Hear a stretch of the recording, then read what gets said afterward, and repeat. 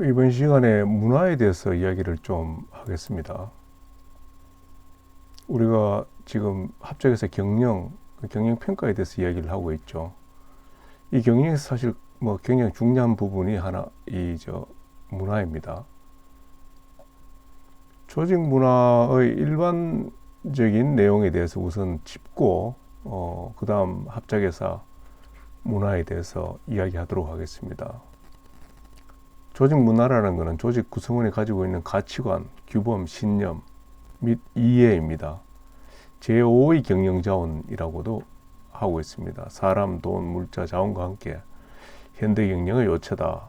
이렇게 학자들은 정의를 하고 있습니다. 조직 문화는 옆에 그림에도 보다시피 두 개의 층의 존재를 합니다.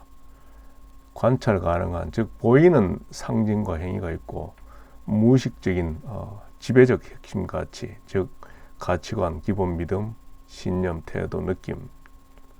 이걸로 봐서는 우리가 보이는 부분이 문화의 전부 다가 아니다. 실제로 문화를 바꾸려면은 이렇게 수면 아래에 있는 이 부분이 매우 중요한 부분이죠. 그래서 문화를 쉽게 바꿀 수 없는 요인들이기도 합니다. 근데 일반적으로 문화라 그러면은 이 분위기 이 정도로만 지금 생각을 하는데 사실상 그 문화라는 게 이 시스템입니다. 시스템. 왜냐하면은 이 크게 두 가지 기능이 있는데 내부적으로는 함께 일하는 방법을 알게 해주고 집단 정체성으로 이렇게 발전이 되는 거죠. 그 다음에 그 외부 적응을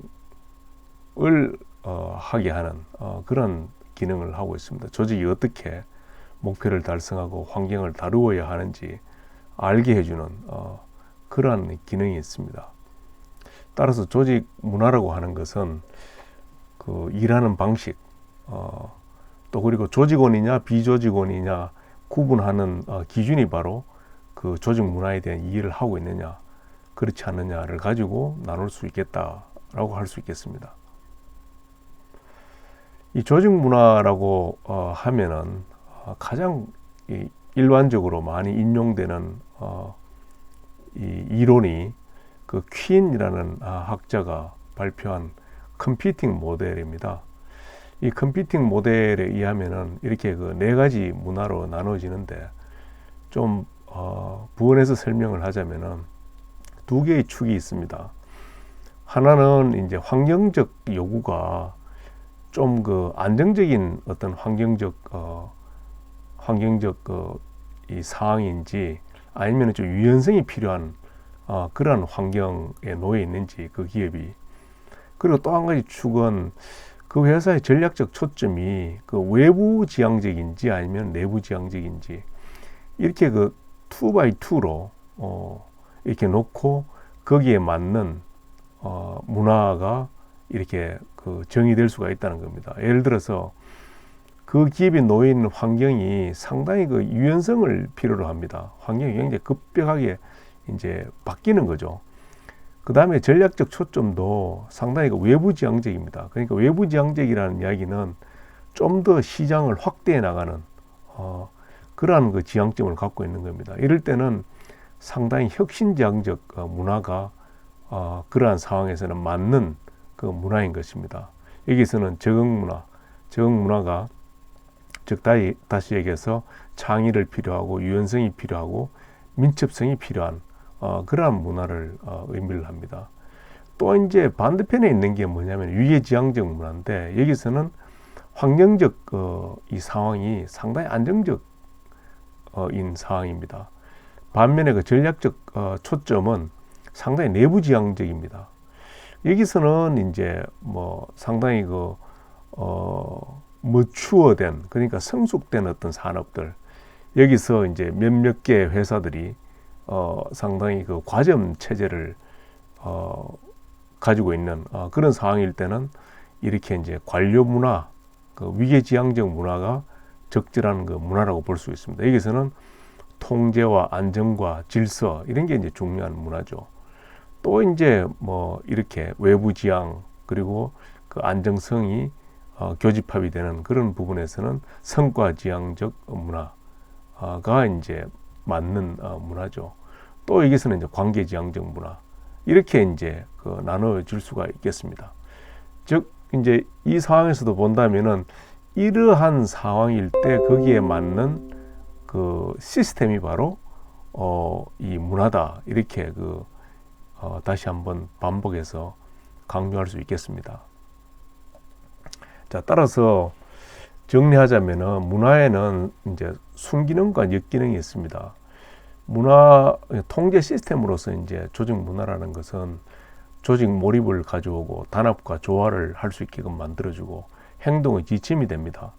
그리고 환경적 적응을 할 수 있도록 해줍니다. 반면에 조직 문화라는 게 너무 획일성을 이제 가져오는 그런 역기능이 있고, 새로운 어떤 변화에 대한 저항의 원인이 될 수가 있습니다. 그리고 배타성을 가지고 합병을 했을 때 이게 조직 문화가 상당히 걸림돌이 됩니다. 그래서 이제 조직 문화는 기본적으로 조직 성과하고 긍정적 관계에 있습니다. 우리가 이제 조직 성과를 낮추는 문화가 이제 많이 발견이 됩니다. 또한 이제 성과를 높이는 문화를 얼마든지 CEO를 중심으로 해서 개발할 수가 있습니다. 참고로 이제 좋은 그러니까 이 조직 성과를 높이는 조직 문화의 특징을 보면은 가치 있고 희소하고, 그리고 상대방 즉 경쟁자가 모방하기 어렵습니다. 이런 특징을 가지고 있고, 또 그리고 그 문화적 성격이 매우 강합니다. 강하게 이 조직의 어떤 지배적 이 영향력을 가지고 있는 것이죠. 또 그리고 환경 변화에 대해서 상당한 어떤 적응성을 가지고 있습니다.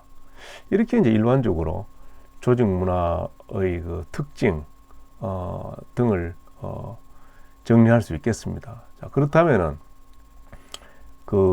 이렇게 조직 문화라는 게 단지 회사에서 일할 수 있는 어떤 일하는 분위기 차원을 넘어서 통계 시스템으로서 그 중요성을 강조할 수가 있는데, 그렇다면은 제휴라는 거는 파트너 A와 파트너 B가 합쳐서 이 합작 회사를 지금 만드는 상황에서 우리가 어떤 조직 문화를 어떻게 이끌어 나갈 거냐를 논의를 하고 있기 때문에 그게 얼마나 어려운 일인지 하는 것을 우리가 지금까지 설명을 통해서 직감할 수가 있습니다.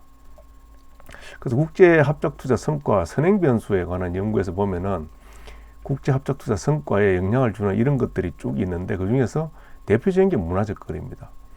그래서 문화적 거리가 기본적으로 크면은 성과에 이제 마이너스 영향을 주는 걸로 일반적으로 이야기가 되고 있습니다.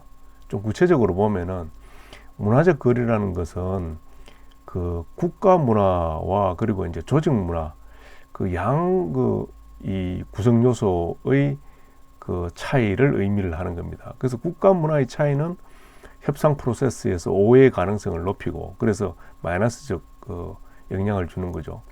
그 다음에 모기업 목표의 모함을 가져다 주는 거죠. 그 신뢰를 또 감소하게 만들고, 성과를 또 감소하게 하고, 불안전성을 증가시키게 만들고, 이러한 어떤 부정적 영향에 대해서 많은 논문들이 발표되고 있습니다. 딱 예외적으로 이제 일본과 미국 기업 간의 이제 문화적 차이에 대해서 분석한 논문이 있는데, 그 논문에서는 이제 미국 기업들이 일본 조직 문화에 대한 어떤 존중 이런 걸로 인해서 오히려 이제 국가 문화의 차이가 있더라도 이 성과에 이 플러스 되는 그런 요소다라고 하는 상당히 예외적인 어떤 논문도 발표되고 있습니다. 반면에 이제 조직 문화의 차이에서도 보면은 이 조직 문화의 차이가 크면은 기대의 이 상충 이라는 부정적 효과가 있고, 오해의 어떤 여지를 만들어주는 거죠. 그리고 또 커뮤니케이션 문제를 일으키는 이런 부정적 영향을 주는 요인으로 이렇게 분석되고 있습니다. 그래서 이제 문화는 기본적으로 제휴 성공에 상당히 챌린지 기능을 한다. 그러니까 부정적 어떤 영향을 주는 것이어서 극복해야 될 대상이다. 이렇게 많이 그 연구 자료에서 언급이 되고 있습니다. 파트너가 이제 이 합작에서의 가져오는 그 각 파트너의 그 독특한 그 조직 문화 그리고 국가 문화들을 어떻게 연기하고 조정하느냐 그 하는 것은 제휴 성공의 어떤 중요한 어떤 요인이고 이것은 기본적으로 쉬운 일이 아니다는 겁니다. 이게 왜 중요하냐면은 제휴가 기본적으로 커뮤니케이션 집약직이다. 즉 커뮤니케이션이 매우 중요한 이 요소고 또 그리고 이제 관계가 매우 중요한 그 성공 요인이죠.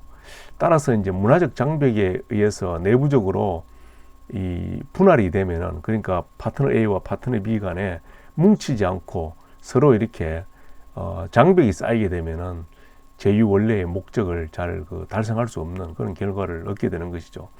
따라서 이제 파트너들의 그 문화에 대한 수용은 즉 문화에 대한 그 민감성을 가지는 것은 또 그리고 이제 각 파트너가 이 합작회사 자체의 어떤 문화를 독립된 문화를 발전시키는 것은 이 제휴 성공, 즉 다시 얘기해서 합작회사 성공의 어떤 전제 조건이다.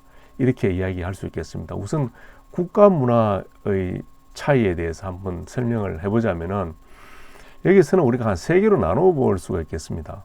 근본적인 어떤 가치의 차이, 그 다음에 행동적 차이, 언어적 차이가 있는데 이 두 개의 행동적 차이와 언어적 차이 역시 상당히 부정적 영향을 주긴 합니다. 하지만 이게 이제 비교적 표면으로 이렇게 나타나는 사항들이죠. 그래서 차이에 대해서 서로가 분명히 인식을 하고 서로가 이 차이에 대해서 수긍을 하고 수용을 한다면은 얼마든지 해결될 수 있는 그런 부분들입니다. 반면에 근본적인 어떤 가치의 차이는 이게 그 합작회사의 파트너 A와 파트너 B 간에 그 자기들의 어떤 그 목적의 어떤 프라이오리티 우선순위의 차이가 이렇게 차이를 주는 요소일 수가 있기 때문에 이 해결에 상당히 어려운 요소가 될 수가 있는 거죠. 우선 첫 번째로 이렇게 분류될 수 있는 가치의 차이는 보편주의와 특수주의입니다. 이 보편주의는 이제 무엇이 좋고 무엇이 옳은 것인지를 정의를 분명히 하는 거죠. 그리고 예의 없이 그 룰에 의해서 적용되는 그러한 그 가치입니다. 주로 이제 서구 그 국가에서 지향하고 있는 그런 가치죠. 반면에 아시아권에서는 특수주의 가치입니다. 특정 환경을 고려하고 예외를 만드는 것이 유효한 거죠. 예를 들자면은 이 회사의 그 직원을 고용을 하는 데 있어서도 이 가급적이면은 서로 이렇게 잘 아는 예를 들자면 가족이라든지 아니면은 친분 관계가 있는 것이라든지 이런 사람을 채용하는 것을 선호를 하게 됩니다. 보편주의 가치를 가지는 국가의 기업들은 이런 방식이 상당히 신뢰를 주기가 어려운 거죠. 반면에 이 특수주의 가치 국가에서는 전혀 이 친분 관계가 없고 잘 알지 못하는 직원들을 채용하는 것 역시 반대로 신뢰 관계를 가지기 어렵다는 그런 사고 방식을 가지고 있습니다. 그래서 이 두 가치의 극단적인 어떤 차이가 서로의 충돌을 일으킬 수가 있는 것이죠. 그 다음에 개인주의와 이제 집단주의 문화의 차이도 상당히 이 어려움을 줄 수 있는 가치의 차이입니다. 개인주의 문화에서는 이렇게 이 신속한 의사결정 그리고 각 개인의 어떤 책임 소재가 있고 그 다음에 개인의 견해와 목표를 표현을 하고 그리고 개인별로 인센티브를 주는 것에 높은 가치를 줍니다. 반면에 집단주의 문화는 특히 이제 아시아권에 있는 국가 기업들의 문화에서는 의사결정 이전에 관련된 부서와의 협의 또는 동의를 보아야 되기 때문에 거기에 충분한 시간을 가지게 되고, 그 다음에 그룹 책임을 가지게 되고, 이 상위 개념의, 그러니까 조직 그 전체 그 상위 개념의 공동 목표를 가지고, 그 다음에 개인 간 협력을 매우 중요시하는 그러한 그 문화입니다. 근데 이게 이제 서로 이제 그 가치관의 충돌을 일으킬 수가 있는 거죠. 서양 관점에서 보면은 이 그 집단주의 문화의 의사결정 방식이라는 것은 상당히 그 이 시간이 오래 걸린다. 그래서 비효율적이다. 이렇게 보고 있습니다. 그리고 개인이 책임져야 될 부분을 조직 전체로 이렇게 끌고 들어가서 그 하는 그 이 방식으로 상당히 비효율적인 방식으로 이렇게 보고 있는 것이죠. 그 다음에 그 직원 평가의 접근 방식에도 차이가 있습니다. 집단주의 문화에서는 이 직원의 그 조직에 대한 몰입과 그 커미트먼트 그리고 충성심 이런 것들을 평가하는데 상당히 그 중요한 요소로 고려를 합니다. 장기적으로 그 사람을 쓰는 그 관점을 가지고 있는 것이죠. 반면에 개인주의 문화에서는 과업과 관련된 어떤 평가 기준을 분명히 가집니다. 객관적 그 잣대를 가지고 성과와 보상을 서로 연결을 하는 것을 벤치마크를 삼고 있습니다. 이렇게 이제 그 기본 가치관의 차이가 있는데, 분명히 여기서 이제 강조할 것은 뭐냐면은 집단주의와 개인주의 간에 시너지가 있다는 것이죠. 그 학자들의 어떤 연구 결과에 의하면은 개별주의, 즉 개인주의에서는 상당히 그 이 인벤션, 어떤 발명의 어떤 강점이 있습니다. 상당히 크리에이티브한 그런 강점이 있습니다. 반면에 집단주의에서는 이 제품화의 강점이 있습니다. 그래서 개별주의에서는 상당히 그 크리에이티비티, 창의성을 이렇게 그 제시를 하는데 상당히 강점이 있고, 집단주의는 그 창의성을 제품화해서 상품화하는 그 강점이 있습니다. 그 두 개 합치면은 상당히 그 시너지 잠재력이 있습니다. 이러한 그 로직 하에서 80년대, 90년대에 그 일본 기업과 미국 기업 간의 합작이 굉장히 많이 일어나게 되는 것이죠. 그 다음에 이제 지금까지는 상당히 국가 그 문화의 차이에 관한 그 연구들의 결과를 쭉 이제 언급을 했다면은 파스쿠치 등 학자들이 발표한 결과에 의하면은 문화 간 거리의 어떤 부정적 효과는 국가 문화에서의 차이보다 오히려 그 조직 문화의 차이의 영향이 더 크다. 그러니까 조직 문화의 차이가 주는 그 부정적 요인이 훨씬 더 클 수가 있다는 겁니다. 그래서 문화적 거리와 제휴성과 간의 그동안의 연구 결과가 들쑥날쑥했습니다. 이게 분명하게 이게 제휴성과에 뭐 마이너스를 준다, 아니면은 성과와 관계없다, 뭐 이런 거 여러 가지 그 연구 결과가 있었는데, 그 주된 원인이 이런 그 조직 문화의 차이를 감안하지 못했기 때문에 그렇다 하는 그 연구 결과를 제시를 했습니다. 특히 조직이, 그러니까 그 개별 회사가 커뮤니케이션의 개방성 정도가 어느 정도인지를 전혀 그 고려하지 않고 그동안의 그 문화적 거리와 제휴 성과 간의 결과를 분석했기 때문에 이렇게 inconclusive, 그러니까 결론을 내지 못한 이 상황에 이르렀다, 이렇게 이제 비판을 하고 있습니다. 그래서 이제 여기서 강조할 수 있는 것은 뭐냐면은, 문화라는 것은 자원으로, 이 부채가 아니라 자원으로 얼마든지 승화시킬 수가 있다. 제휴 자체의 기업 문화를 발전시키면은 이 사회적 그 응집을 촉진하고 조직의 유대를 강화시킬 수가 있다. 이렇게 함으로 인해서 얻을 수가 있는 게 여러 가지가 있다는 거죠. 즉, 그 조직 내에서 문화적 다양성을 가짐으로 인해서 각 파트너 문화가 그 가지고 있는 역량과 지식을 활용할 수 있는 기회를 얻고, 그리고 이제 공동의 목표를 수용 가능하게 합니다. 왜냐? 공동의 그 문화를 가지기 때문에. 공동의 문화를 가진다는 것은 앞에서 이야기했다시피 통제 시스템의 기능을 하기 때문에 서로가 동일한 방향을 보게 되는 거죠. 그래서 조직 내 그 조정과 통제 프로세스를 촉진할 수가 있다. 그 다음에 그 구성원들이 조직 내에서 공동의 그 레퍼런스 포인트, 기준점을 가질 수가 있는 겁니다. 그래서 이 해석의 차이가 있을 수가 없다. 그래서 불확실성을 낮추고 아울러 지속적인 노력이 가능하다. 그 다음에 그 구성원들로 하여금 이 해야 될 일과 그리고 조직 속해 있다는 대한 이 의미를 부여할 수가 있고, 따라서 종업원이 동기부여가 될 수 있는 그런 이점이 있다는 겁니다. 따라서 결론적으로 뭐냐면은, 공동문화 개발을 위해서 파트너들은 각자가 가지고 있는 조직 문화, 국가 문화의 상대적 강점을 분석해서 이러한 강점을 제휴, 합작에서의 규범과 행동에 어떻게 접목시킬 거냐 하는 노력을 해야 된다는 겁니다. 그렇게 해야 이제 이와 같은 그런 베네핏을 얻을 수가 있다, 이렇게 강조할 수가 있는 거죠.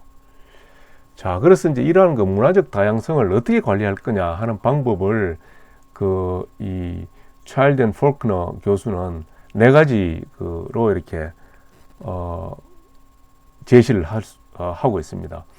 이 각 파트너의 문화를 통합할 거냐, 아니면 한쪽 파트너 문화가 지배적 위치에 있을 거냐에 따라서 이 문화를 합성한다, 아니면 한쪽 파트너 문화가 지배적 역할을 한다, 아니면은 양 파트너가 서로의 문화를 가진다. 그래서 서로 이제 서로의 과합에 대해서 각자의 문화를 적용시키는 분리로 가져간다. 아니면은 여기서는 실패로 이제 돌아가는 경우죠. 이 해체가 되는. 그래서 사실은 이 세 개의 문화적 이 다양성 관리를 생각해 볼 수가 있겠습니다. 첫 번째, 새로운 문화를 창조하는 가장 이상적인데, 이런 경우에는 문화적 차이점을 이제 통합하는데 당사자, 그러니까 양사가 동의를 내서 서로 이제 협동의 질을 이제 높일 수가 있는 거죠. 그 다음에 상호 학습의 가능성을 이제 극대화시킬 수 있는 거죠. 그 다음에 합작회사의 정체성을 부여할 수가 있고, 그 다음에 로컬 환경에 대한 유연성을 창출할 수 있습니다. 즉, 로컬 환경에 맞는 그러한 어떤 시스템을 이렇게 대입시킬 수 있는 그런 장점이 있습니다. 반면에 단점은 변화에 대한 저항이 있을 수가 있는 겁니다. 그리고 이제 이게 사실 서로 합치는데 시간이 많이 걸린다는 겁니다. 노력도 많이 걸리고, 또 그 다음에 단기적으로는 이게 정착될 때까지 생산성에 상당히 문제가 있을 수가 있다, 이렇게 얘기할 수 있겠습니다. 두 번째가 이제 한쪽에서 문화적 지배를 하는 겁니다. 이런 경우에는 특히 이제 다국적 기업이 이제 지배하는 경우가 예를 들자면은 편윤화된 정책 또는 이제 표준화된 실무를 신속하게 이제 도입할 수가 있는 거죠. 그다음 정체성을 이제 통일할 수가 있고, 그 다음에 고객이 보기에는 이게 이제 통일된 모습을 보일 수가 있는 겁니다. 반면에 단점은 이게 피지배, 그러니까 지분 참여를 하는데 문화적으로는 상대방 문화가 합작해서의 지배적 기능을 할 때는 그렇지 않은 파트너 쪽에서는 상당히 적응에 어려움이 있겠죠. 불만이 있을 수가 있고, 그 다음에 이 한쪽 문화만 살리니까 다른 문화를 배울 수 있는 기회도 없어지는 거죠. 아울러 이제 로컬 환경에 이 적응한다는 측면에서 유연성이 떨어질 가능성이 있는 겁니다. 그다음 분리하는 경우입니다. 이런 경우는 장점은 뭐냐면은 각 파트너 고유였던 문화적 속성을 이게 감지하지 못하고 이해하지 못함으로 인해서 오히려 상대방 문화를 훼손시키는, 그러니까 좀 자극을 시키는 그런 가능성, 그리고 이제 문화적 갈등을 등을 이제 회피할 수 있다 하는 게 장점이죠. 또 그리고 이제 하부 문화 존재를 허용할 수 있습니다. 하부 문화라고 뭐냐면은 조직 전체의 문화가 있고 각 부서별로 문화가 있을 수가 있는데 이걸 하부 문화라고 합니다. 예를 들어서 파트너 A가 하는 일이 있고 파트너 B가 하는 일이 구분되어 있다고 봤을 때 이게 비록 전체적으로는 A 그 파트너 A의 문화가 좀 지배적이라 하더라도 그 특정 그 파트너 B가 전적으로 맡아서 하는 일에 대해서는 파트너 B 문화를 허용해 주는 겁니다. 그래서 하부 문화 이 존재를 허용한다. 그래야 이제 그 시스템으로서 문화가 이제 기능을 하는 것이죠. 그 다음에 그 분리된 영역에서 더 많은 유연성을 뭐 허용할 수가 있습니다. 그 각자가 맞는 그 부분에서 그 좀 더 익숙한 그런 그 문화를 문화 그 체계 하에서 그 기능을 하니까 유연성이 허용이 되는 것이죠. 그 다음에 그 단기적으로 생산성을 유지할 수가 있는 것이죠. 반면에 단점은 시너지가 이제 날 가능성이 적습니다. 상대적으로. 그 다음에 표준화, 뭐 일관성 그 확보하기가 좀 어렵죠. 그다음 통합이 좀 저해가 되고, 그다음 목적의 결속이 안 되죠. 경쟁 가능성이 오히려 높은. 그리고 이제 파견 직원들이 서로 이제 소외될 가능성이 있습니다. 뭉치질 못하고. 이런 단점이 있을 수가 있습니다. 자, 그래서 이제 문화적 이 적합성을 그러면 개선하는 방법이 뭐냐? 제일 중요한 그 포지션이 바로 합작회사 CEO입니다. CEO의 역할이 모기업의 관계를 이제 어떻게 하면은 그 관리할 거냐. 관계 경영이 중요하죠. 그 다음에 그리고 이제 합작회사 내 목표에 대한 그 양사 파견 직원들의 공감대 형성을 해야 되는 이런 그 중요한 어떤 포지션에 있습니다.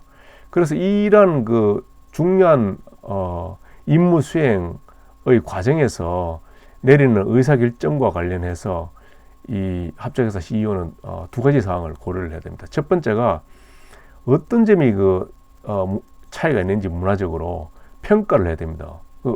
어떻게 차이가 나는지 그리고 어느 정도 다른지를 우선 평가를 해야 되는 것이죠. 즉 이제 그 세 가지 측면에서 이렇게 문화적 차이를 평가를 해야 되는데 각 파트너가 이렇게 제공하는 자원들을 뭐 어떻게 활용하는 것이 좋을 것이냐. 왜냐하면은 이 문화의 그 자원의 활용이라는 것은 그 문화가 바로 이제 그 통제 시스템 역할을 하니까 이제 그 이런 자원을 어떻게 활용할 것이냐 하는 것은 해당되는 문화를 같이 접목을 시킬 수 있을 거냐 그 자원하고 판단할 수가 있는 것이죠. 그리고 어떤 자원을 보유를 하고 그 자원을 어떻게 통합할 거냐 하는 부분, 그리고 서로 조화를 이루어야 하는지 등등에 대한 그 의사결정을 할 수가 있는 것이죠. 이런 평가 과정을 통해서. 그래서 문화가 이렇게 다르다, 이 다른 정도가 높다 그러면은 문화적 적합성 달성이 어렵죠. 그래서 만약 조정이 어렵다 그러면은 한쪽 문화를 채택해서 지배적 문화로 가져가든지 아니면 문화 분리를 하든가 결정을 해야 되는데, 그러한 그 결정은 이러한 어떤 평가를 통해서 적절히 할 수가 있는 것이죠. 그 다음 두 번째 이제 평가가 뭐냐면은 얼마나 그 한쪽 문화의 그 유연성이 있는지 하는 겁니다. 그래서 이제 사용하는 게 들여다봐야 되는 게 그 조직 문화의 어떤 거미줄입니다. 이 거미줄이라는 건 뭐냐면은 cultural web이라고 하는데 문화의 구성 요소들이 얼마나 이렇게 촘촘하게 엮어져 있는지를 나타내 준다 해가지고 이 cultural web입니다. 그래서 문화의 구성 요소들을 이제 파워나 그 권한의 구조, 그리고 통제 시스템, 그 루틴과 의식, 루틴이라는 것은 프로세스를 의미한다고 보면 됩니다. 조직의 루틴이라는 게 의사결정의 프로세스라든지 생산 프로세스라든지 이런 게 전부 다 루틴입니다. 루틴과 의식, 그리고 심볼, 그리고 스토리, 그다음 믿음 등이 이제 등으로 이제 이 그 조직 문화의 구성 요소들이 이렇게 엮여져 있기 때문에 그 모양새를 따서 웹이라고 합니다. 거미줄. 그래서 이 거미줄 구성에 대한 평가를 통해서 이 제휴인의 파트너 문화들을 유입하는 이 프로세스에서 다뤄야 될 그런 맥락적 요소들을 파악할 수가 있습니다. 그래서 이 그 웹이 그 형성된 게 뿌리가 깊으면 깊을수록 구성원들의 문화 변화의 시도에 대한 저항이 크다 하는 것을 판단할 수가 있는 거죠. 그래서 유연성 평가가 두 번째로 이 CEO가 해야 될 중요한 요소입니다. 그래서 결론적으로 파트너의 그 조직 문화 그리고 국가 문화를 충분히 이해한다는 것은 이 파트너 문화가 제휴에 제공할 수 있는 잠재적 강점이 어떤 게 있는지 하는 걸 정확하게 파악하는데 도움이 된다 이런 그 연구 결과가 나와 있습니다. 파트너 문화 요소 중에서 제휴의 효과적인 운용 일치하지 않는 부분이 어떤 부분인지, 또 그리고 이 문화적 요소를 검토해 본 결과 더 이상 그 글로벌 표준 프랙티스를 사용할 수 없고 그 로컬 프랙티스를 사용해야 될 부분이 뭐가 있는지 평가를 할 수 있다는 거죠. 예를 들자면은 그 글로벌 프랙티스 상으로서는 우리가 그 팀 이 인센티브를 주는데, 그 로컬 그 문화를 이렇게 보니까 이거는 개인별로 이렇게 인센티브를 줘야 되겠다 하는 의사결정을 할 수가 있다는 거죠. 그건 전부 조직 문화, 국가 문화를 충분히 파악함으로써 이런 합리적 의사결정을 할 수 있다는 거죠. 자, 그래서 결론적으로 종합하자면은 조직 문화라는 것은 단지 그 일하는 분위기 차원이 아니라 시스템이다. 일하는 그 시스템이다. 강조할 수가 있고요. 조직 문화라는 것은 전략적 초점과 환경적 요구에 따라 네 가지 형태의 조직 문화로 구분될 수가 있다. 컴피팅 모델 설명을 했었죠. 그 다음에 제휴의 성공이라는 것은 국가 문화와 조직 문화 모두의 영향을 받고, 제휴의 성공을 위해서는 각 문화의 강점을 그 제휴의 규범과 행동에 접목시키도록 노력해야 된다. 문화의 다양성이라는 것은 각 파트너 문화의 통합 또는 한쪽 파트너 문화의 지배 정도에 따라서 합성, 지배, 분리 등으로 구분하여 관리할 수가 있다. 그 다음에 마지막으로 합작에서 CEO는 각 파트너 문화의 차이를 우선 파악하는 게 중요하고, 아울러 상대 문화에 대한 한쪽 문화의 유연성을 평가함으로써 문화적 적합성을 개선할 수 있다. 이렇게 정리할 수 있겠습니다. 이번 시간 여기까지 하도록 하겠습니다.